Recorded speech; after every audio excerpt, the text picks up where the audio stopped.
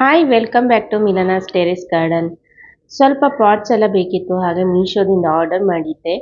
ಇವಾಗ ಬಂದಿದೆ, ಓಪನ್ ಮಾಡಿ ನೋಡೋಣ. ಹಿಂಗೆ ಸುಮ್ಮನೆ ಸರ್ಚ್ ಮಾಡ್ತಾ ಇದ್ದಾಗ ತುಂಬ ಕಡಿಮೆ ಅನಿಸ್ತು. ಸೊ ಲಾಸ್ಟ್ ಟೈಮ್ ಕೂಡ ಸೇಮ್ ಇದನ್ನೇ ತರಿಸಿದ್ದೆ. ಸೊ ಕ್ವಾಲಿಟಿ ಕೂಡ ತುಂಬ ಚೆನ್ನಾಗಿತ್ತು, ಅದಕ್ಕೋಸ್ಕರ ಪುನಃ ಆರ್ಡರ್ ಮಾಡಿದೆ. ಒಂದು ಪ್ಯಾಕಲ್ಲಿ 12 ಬರುತ್ತೆ.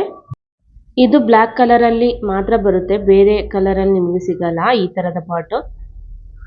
ಲಾಸ್ಟ್ ಟೈಮ್ ನಾನು ಆರ್ಡರ್ ಮಾಡಿದ್ದು ಕೂಡ ಸೇಮ್ ಬ್ಲ್ಯಾಕ್ ಕಲರೇ ಆಗಿತ್ತು. ಒಂದು ಪ್ಯಾಕಲ್ಲಿ 12 ಪಾಟ್ಸ್ ಇರುತ್ತೆ. ಇದರ ಹೈಟ್ ಸುಮಾರು 9.5 ಇಂಚ್ ಅಂತ ತೋರಿಸಿದ್ದಾರೆ. 9.5 ಇಂಚ್ ಇದೆ ಇದು. ಎಲ್ಲ ಥರದ ಗಿಡಗಳಿಗೆ, ಅಂದರೆ ರೋಸ್ ಪ್ಲ್ಯಾಂಟ್ ಆಗಿರ್ಬೋದು, ಹೈಬಿಸ್ಕಸ್ ಆಗಿರ್ಬೋದು, ಎಲ್ಲ ಥರದ ಪ್ಲ್ಯಾಂಟ್ಸಿಗೂ ಕರೆಕ್ಟಾಗಿ ಇದು ಸೂಟ್ ಆಗುತ್ತೆ. ಅಂದರೆ ಸ್ವಲ್ಪ ವೈಡ್ ಆಗಿದೆ ನೋಡಿ ಇದು ಕೂಡ. ಆದ ಕಾರಣ ತುಂಬ ಚೆನ್ನಾಗಿ ದಾಸವಾಳ ಗಿಡಗಳನ್ನೆಲ್ಲ ಇದರಲ್ಲಿ ಗ್ರೋ ಮಾಡ್ಬೋದು. ಒಟ್ಟು 12 ಪಾಟ್ ಇದೆ. ಸೊ ಪರ್ ಪೀಸು 36 ರುಪೀಸ್ ಬೀಳುತ್ತೆ. ಇದು ನೋಡಿ ಯಾವ ಥರ ಇದೆ ಅಂತ. ಡ್ರೈನೇಜ್ ಹೋಲ್ ಕೂಡ ಹಾಗೆಯೇ ತುಂಬ ಚೆನ್ನಾಗಿದೆ. ನಾವು ಅದಕ್ಕೇನು ಎಕ್ಸ್ಟ್ರಾ ಎಫರ್ಟ್ ಹಾಕಬೇಕಾಗಿಲ್ಲ ಹೋಲ್ ಮಾಡೋದಕ್ಕೋಸ್ಕರ. ಜಸ್ಟ್ ಅದನ್ನು ರಿಮೂವ್ ಮಾಡಿದರೆ ಸಾಕು. ಕ್ವಾಲಿಟಿ ವೈಸ್ ಕೂಡ ಹಾಗೆಯೇ ತುಂಬ ಚೆನ್ನಾಗಿದೆ. ನಾವಿಲ್ಲಿ ಔಟ್ಸೈಡ್ ತೊಗೊಳ್ಳೋದಿದ್ರೆ 9 ಇಂಚ್ ಪಾಟಿಗೆ ಮಿನಿಮಮ್ ನಾವು 50 ರುಪೀಸ್ ಆದರೂ ಕೊಡಬೇಕು. ಸುಮ್ಮನೆ ಇದನ್ನು ಹಾಗೆ ಬಿಚ್ಚಿಟ್ಟಿದೆ ನೋಡಿ, ಮಕ್ಕಳು ಆಟ ಆಡೋಕ್ಕೆ ಅಂತ ಈ ಥರ ಟವರ್ ಮಾಡಿಕೊಡು ಅಂತಂದರು. ಸೊ ಇವಾಗ ಟವರ್ ಮಾಡಿಕೊಟ್ಟಿದ್ದೀನಿ. ಸ್ವಲ್ಪ ಹೊತ್ತು ಅದರಲ್ಲಿ ಆಟ ಆಡಲಿ ಅಂತ ಹೇಳ್ಬಿಟ್ಟು. ನೋಡೋಕ್ಕೂ ಹಾಗೆಯೇ ತುಂಬ ಚೆನ್ನಾಗಿ ಕಾಣಿಸ್ತಾ ಇತ್ತು. ನಾನು ಈ ಥರದ ಫ್ಲವರ್ ಪಾಟ್ ಈ ಥರ ಯೂಸ್ ಆಗುತ್ತೆ ಅಂತ ಅಂದ್ಕೊಂಡಿರಲಿಲ್ಲ. ಬಟ್ ಸ್ವಲ್ಪ ಹೊತ್ತು ಅವರು ಕೂಡ ಇದ್ರ ಜೊತೆ ಆಟ ಆಡ್ಕೊಂಡು ಎಂಜಾಯ್ ಮಾಡ್ತಾ ಇದ್ದಾರೆ. ಎಷ್ಟು ಕರೆಕ್ಟಾಗಿ ನಿಂತಿದೆ ನೋಡಿ, ಎಲ್ಲ ಸೇಮ್ ಸೈಜ್ ಆದ ಕಾರಣ ಒಂದು ಸ್ವಲ್ಪನೂ ಅಲ್ಲಾಡ್ತಿರಲಿಲ್ಲ, ಚೆನ್ನಾಗಿ ನಿಂತಿದೆ. ಬನ್ನಿ ಹಾಗಾದರೆ ಇನ್ನು ರೀಪಾಟ್ ಮಾಡೋಕ್ಕೆ ಹೋಗೋಣ. ನೋಡಿ, ಒಂದೇ ಪಾಟಲ್ಲಿ ಎಷ್ಟೊಂದು ಎಕ್ಸ್ಟ್ರಾ ಗಿಡಗಳಿದೆ. ಇದನ್ನೆಲ್ಲ ನಾನು ಇವಾಗ ಸಪ್ರೇಟಾಗಿ ತೆಗೆದ್ಬಿಟ್ಟು ಆ ಪಾಟಿಗೆ ಹಾಕ್ತಾ ಇದ್ದೀನಿ. ನೋಡಿ, ಇದೊಂದು ಕೋಲಿಯಸ್ ಗಿಡ. ಇದರಲ್ಲಿ ಎಲ್ಲದರಲ್ಲಿ ಕೂಡ ಒಂದೊಂದು 2 ಗಿಡ ಇದೆ. ಇಂಥ ಗಿಡಗಳನ್ನೆಲ್ಲ ಅದಕ್ಕೆ ಹಾಕಿ ರೀಪಾಟ್ ಮಾಡ್ತಾ ಇದ್ದೀನಿ. ಇದೆಲ್ಲ ಕಟ್ಟಿಂಗ್ಸಿಂದ ಹಾಕಿರುವಂಥ ಗಿಡ, ಅದನ್ನು ಕೂಡ ರೀಪಾಟ್ ಮಾಡ್ತಾ ಇದ್ದೀನಿ. ಇವಾಗ ಮಣ್ಣೆಲ್ಲ ರೆಡಿ ಮಾಡಿ ಇಟ್ಕೊಂಡಿದ್ದೀನಿ. ಗಾರ್ಡನ್ ಸಾಯಿಲ್, ಸ್ವಲ್ಪ ಮರಳು, ಕೋಕೋಪೀಟ್, ನೀಮ್ ಕೇಕ್ ಪೌಡರ್, ಹಾಗೆಯೇ ಸ್ವಲ್ಪ ಕಾಂಪೋಸ್ಟ್ ಮಿಕ್ಸ್ ಮಾಡಿಕೊಂಡು ಮಣ್ಣು ರೆಡಿ ಮಾಡಿ ಇಟ್ಕೊಂಡಿದ್ದೀನಿ. ಪಾಟಿನ ಕೆಳಗಡೆ ಡ್ರೈನೇಜ್ ಹೋಲ್ ಕ್ಲೋಸ್ ಆಗೋಕ್ಕೆ ಅಂತ.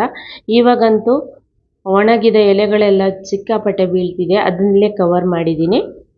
ಇದರಿಂದ ಅದು ಗ್ರ್ಯಾಜುವಲಿ ಡಿಕಂಪೋಸ್ ಆಗಿ ಗಿಡಗಳಿಗೆ ಕೂಡ ಕಾಂಪೋಸ್ಟ್ ಸಿಕ್ಕಿದಾಗೆ ಆಗುತ್ತೆ. ನೋಡಿ, ಇದು ಕಟ್ಟಿಂಗ್ಸ್ ಏನೋ ಚೆನ್ನಾಗಿ ಬಂದಿದೆ, ಆದರೂ ಕೂಡ ನೋಡಿ ಈ ಥರ ಫಂಗಸ್ ಹೋಗ್ಬಿಟ್ಟು ಈ ಥರ ಡೈಬ್ಯಾಕ್ ಪ್ರಾಬ್ಲಮ್ ಎಲ್ಲ ಈ ರೋಸ್ ಪ್ಲ್ಯಾಂಟಿಗೆಲ್ಲ ಜಾಸ್ತಿ ಬರುತ್ತೆ ನೋಡಿ.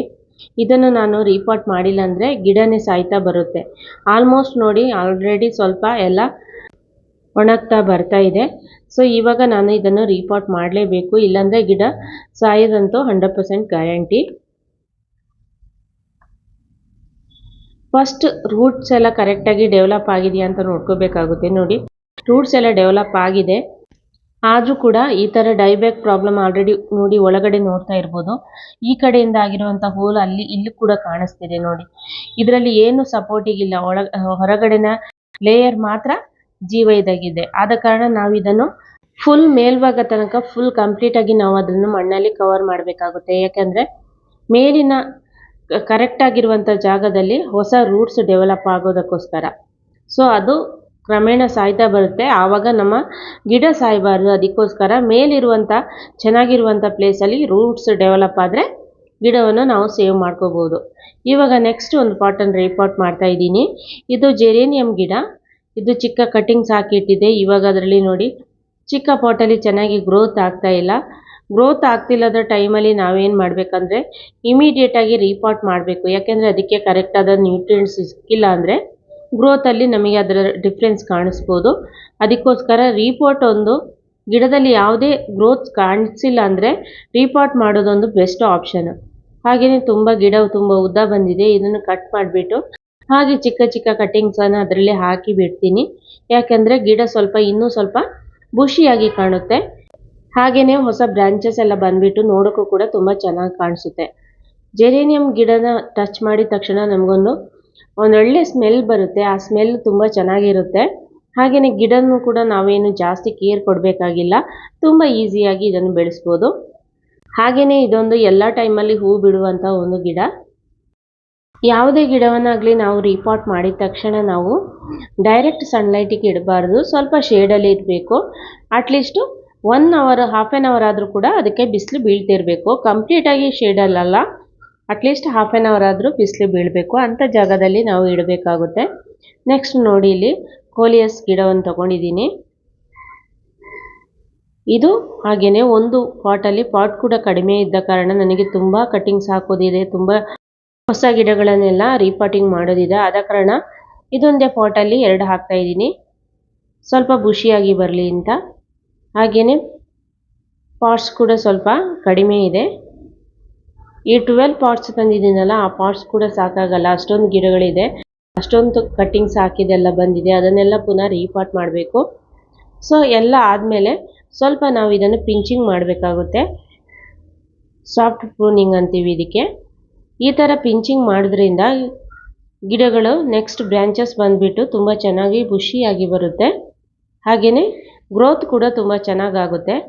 ನೋಡಿ, ಇದೊಂದು ಬಟನ್ ರೋಸ್ ಪ್ಲ್ಯಾಂಟ್. ಇದು ಲಾಸ್ಟ್ ಟೈಮ್ ಹಾಕಿರೋದು, ಇದರ ಮದರ್ ಪ್ಲ್ಯಾಂಟ್ ಸತ್ತೋಯಿತು.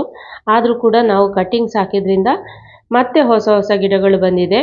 ನಾನು ಪ್ರತಿ ಸಲ ನಿಮ್ಮ ಜೊತೆ ಹೇಳ್ತಾ ಇರ್ತೀನಿ, ನರ್ಸರಿಯಿಂದ ಗಿಡ ತಂದ ತಕ್ಷಣ ಅದರಿಂದ ಕಟ್ಟಿಂಗ್ಸ್ ಹಾಕಿ ಪ್ರೊಪಗೇಟ್ ಮಾಡೋಕ್ಕೆ ನೋಡಬೇಕು. ಕಟ್ಟಿಂಗ್ಸನ್ನು ಯಾವಾಗಲೂ ನಾವು ಥ್ರೋ ಮಾಡಬಾರ್ದು, ಈ ಥರ ಹಾಕಿಟ್ರೆ ನಮಗೆ ಯೂಸ್ ಆಗುತ್ತೆ. ನೋಡಿ, ರೂಟ್ಸ್ ಕೂಡ ಹಾಗೆಯೇ ಚೆನ್ನಾಗಿ ಡೆವಲಪ್ ಆಗಿದೆ. ಇವಾಗ ಇದರಲ್ಲಿ 3-4 ಗಿಡಗಳಿದೆ, ಎಲ್ಲವನ್ನು ಸಪ್ರೇಟ್ ಒಂದೊಂದೇ ಗಿಡಗಳನ್ನಾಗಿ ಹಾಕ್ತಾ ಇದ್ದೀನಿ. ನೋಡಿ ಎಷ್ಟು ಚೆನ್ನಾಗಿ ರೂಟ್ಸ್ ಡೆವಲಪ್ ಆಗಿದೆ ಅಂತ. ಇದು ನಾನು ನಿಮಗೆ ತೋರ್ಸೋಕ್ಕೋಸ್ಕರ ರೂಟ್ಸನ್ನೆಲ್ಲ ತೆಗೆದುಬಿಟ್ಟು ತೋರಿಸ್ತಾ ಇದ್ದೀನಿ. ನನಗೆ ಗಾರ್ಡನಲ್ಲಿ ಎಲ್ಲ ಪ್ಲ್ಯಾಂಟ್ಸನ್ನು ಬೆಳೆಸೋದಕ್ಕಿಂತ ಜಾಸ್ತಿ ರೋಸ್ ಪ್ಲ್ಯಾಂಟನ್ನು ಬೆಳೆಸೋದು ತುಂಬ ಕಷ್ಟದ ಕೆಲಸ. ಎಲ್ಲರಿಗೂ ಹಾಗೆ ಅನಿಸುತ್ತೆ, ಯಾಕೆಂದರೆ ರೋಸ್ ಪ್ಲ್ಯಾಂಟ್ ತುಂಬ ಈಸಿಯಾಗಿ ನಾವು ಬೆಳೆಯೋದಲ್ಲ, ಅದಕ್ಕೆ ನಾವು ಎಕ್ಸ್ಟ್ರಾ ಕೇರ್ ಕೊಡಬೇಕಾಗುತ್ತೆ.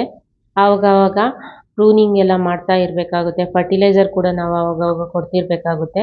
ಇದೊಂದು ನೋಡಿ, ಅರೇಕಾ ಪಾಮ್. ಈ ಗಿಡ ತಂದು ಆಲ್ಮೋಸ್ಟು 6 ಇಯರ್ಸ್ ಆಯಿತು. ಆಮೇಲೆ ನಾನು ರೀಪಾಟಿಂಗ್ ಮಾಡೇ ಇರಲಿಲ್ಲ. ರೂಟ್ಸ್ ಎಲ್ಲ ನೀವು ನೋಡ್ತಾ ಇರ್ಬೋದು, ಎಲ್ಲ ಕಂಪ್ಲೀಟಾಗಿ ರೂಟ್ಸ್ ಕೆಳಗಡೆ ಬಂದಿದೆ.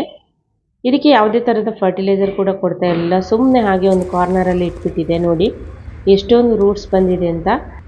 ಹಾಗೆಯೇ ನೀವು ನೋಡ್ತಾ ಇರ್ಬೋದು, ಇರುವೆಗಳೆಲ್ಲ ತುಂಬಿಕೊಂಡಿದೆ. ಈ ಎಕ್ಸ್ಟ್ರಾ ರೂಟ್ಸನ್ನೆಲ್ಲ ಕಟ್ ಮಾಡಿ ಇದನ್ನು ಇವಾಗ ರೀಪಾಟ್ ಮಾಡಿದ್ದೀನಿ. ನೋಡಿ, ದೊಡ್ಡ ಪಾಟಿಗೆ ಹಾಕಿದೆ. ಇನ್ನು ಸ್ವಲ್ಪ ಫರ್ಟಿಲೈಸರ್ ಕೊಟ್ಟರೆ ತುಂಬ ಚೆನ್ನಾಗಿ ಗ್ರೋತ್ ಆಗುತ್ತೆ. ಹಾಗೆಯೇ ಒಂದು ಕಾರ್ನರಲ್ಲಿ ಇಟ್ಬಿಟ್ಟಿದ್ದೀನಿ. ಇದೆಲ್ಲ ನೋಡಿ ಕೋಲಿಯಸ್ ನೆಕ್ಸ್ಟ್ ಡೇ ನಾನು ರೀಪಾಟ್ ಮಾಡಿ ಆದಮೇಲೆ ತೋರಿಸ್ತಾ ಇದ್ದೀನಿ. ಸ್ವಲ್ಪ ಬಿಸಿಲು ಜಾಸ್ತಿ ಇರೋದ್ರಿಂದ ಎಲ್ಲ ಬಾಡಿ ಹೋಗಿದೆ, ಬಟ್ ಚೆನ್ನಾಗಿ ಆಗುತ್ತೆ ಅದು. ಇದನ್ನು ಕೂಡ ಹಾಗೆಯೇ ರೋಸ್ ಪ್ಲ್ಯಾಂಟ್ ರೀಪಾಟ್ ಮಾಡಿರೋದು, ಇದನ್ನು ಕೂಡ ಶೇಡಲ್ಲಿ ಇಟ್ಟಿದ್ದೀನಿ. ಸೊ ವಿಡಿಯೋ ಇಷ್ಟ ಆದರೆ ಲೈಕ್ ಮಾಡಿ, ಶೇರ್ ಮಾಡಿ, ಸಪೋರ್ಟ್ ಮಾಡಿ. ಯಾರೆಲ್ಲ ಇನ್ನೂ ನನ್ನ ಚಾನೆಲ್ಗೆ ಸಬ್ಸ್ಕ್ರೈಬ್ ಆಗಿಲ್ಲ, ಪ್ಲೀಸ್ ಸಬ್ಸ್ಕ್ರೈಬ್ ಮಾಡ್ಕೊಳ್ಳಿ. Thanks for watching. Happy gardening.